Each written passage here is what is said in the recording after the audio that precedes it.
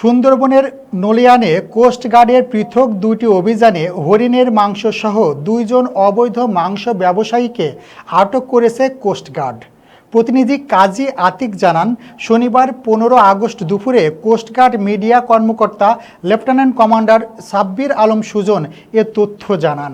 এ সময় তিনি বলেন, খুলনার দাকোপ থানাধীন ললিয়ান বাজার ও দুয়ানির গেট সংলগ্ন এলাকায় গত 14 আগস্ট শুক্রবার রাত 11:30 হতে 12টা পর্যন্ত কোস্টগার্ড আউটপোস্ট ললিয়ান কর্তৃক গোপন সংবাদের ভিত্তিতে দুইটি পৃথক অভিযান পরিচালনা করা হয়।